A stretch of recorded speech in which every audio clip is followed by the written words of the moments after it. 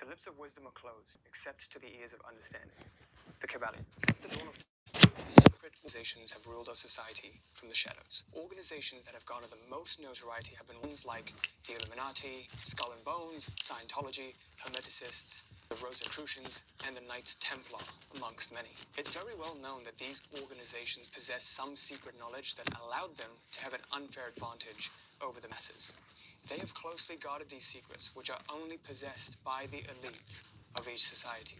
Now, a lot of these organizations have either been destroyed or have gone deep underground, where very few members remain active today. One organization that has garnered the most attention have been the Freemasons. See, it's said that the Freemasons have been around since the Middle Ages, but their origin story is actually shrouded in a lot of mystery.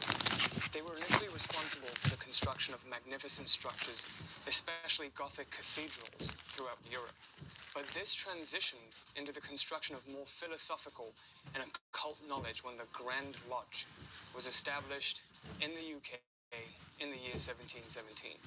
From the 18th century onwards, Freemasonry spread rapidly, first throughout Europe and then to other continents. Now, as it spread, it evolved and diversified, leading to the formation of various Masonic rites and orders, each with its own structure and variations in rituals and degrees. There are three pathways for the Freemason.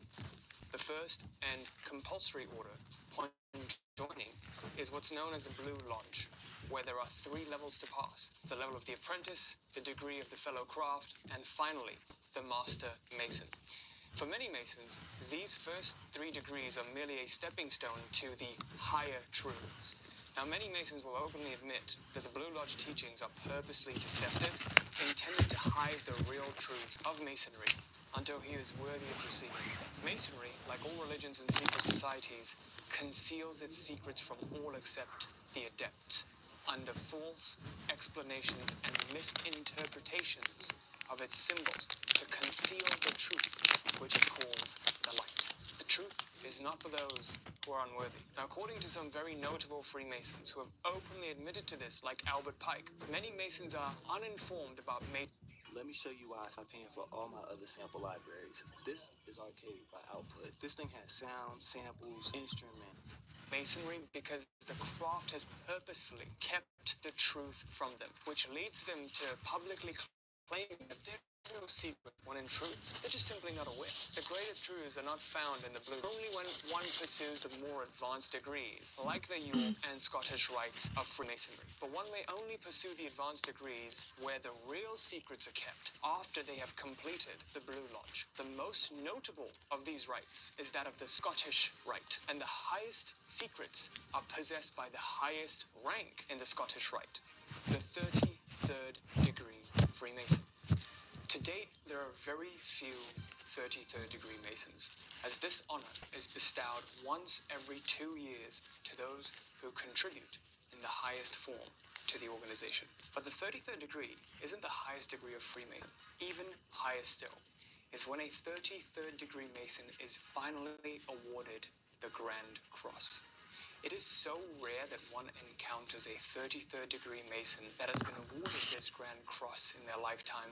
There are only a handful of them living in existence at this moment. Now, at this point, you might be wondering, okay, what's the big deal? They just get a fancy title and that's it. Well, here's the scary truth. What if our world leaders, our Freemasons, were responsible for making crucial decisions about where our society will head towards? Well, it already has, and it continues to do so to this day. Here's a shocking truth.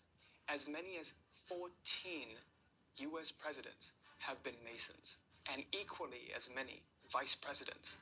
Masons have dominated the US Supreme Court from 1941 to 1971, and many other vital organizations that dictate our societal decisions. As of only the Senate Congressional Record of 1987, 41 members of the federal judiciary were Masons, 18 senators, 76 of the House of Representatives, and at least 2 of these senators were 33rd degree Masons. It is clear that Masonic influence extends to the highest levels of American government. Masonic ideology runs within the veins of our society and dictates our everyday lives. And here's what's even more curious. Some of the greatest minds were also Freemasons, and it's abundantly clear that they possessed some secret knowledge. Wolfgang Amadeus Mozart, Sir Winston Churchill, George Washington, Benjamin Franklin, Mark Twain, Henry Ford, I could go on. Great lock and key. My last 8 years. And I believe I've been able to crack the code over the last 2.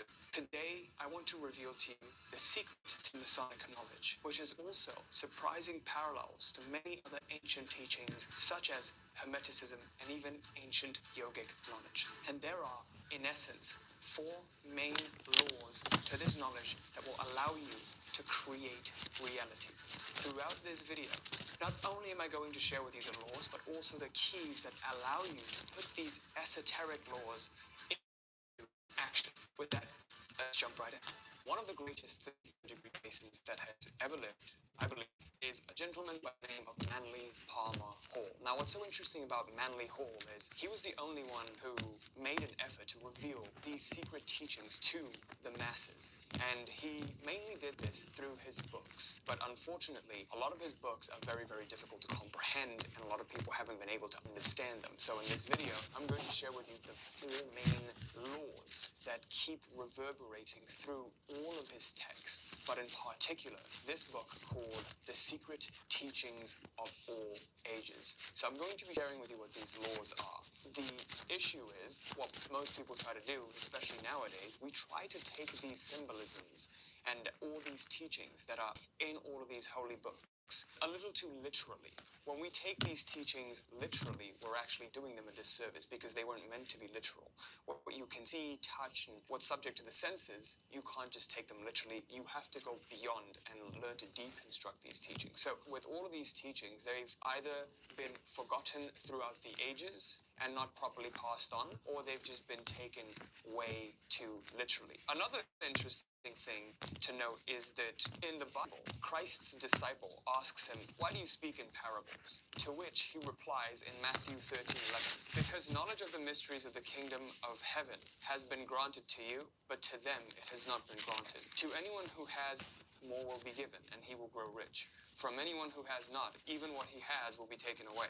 This is why I speak to them in parables, because they look but do not see, and hear but do not listen or understand. Isaiah's prophecy is fulfilled in them. But blessed are your eyes because they see, and your ears because they hear." From this particular verse, we can take away something very, very crucial. True knowledge is not learned. It is known. You simply know it. Just like the existence of God. I always find it funny when people ask me if I believe in God, to which I answer, I don't believe in God. The ancient Egyptians understood that they could use sound to reduce their weight and the gravitational effect.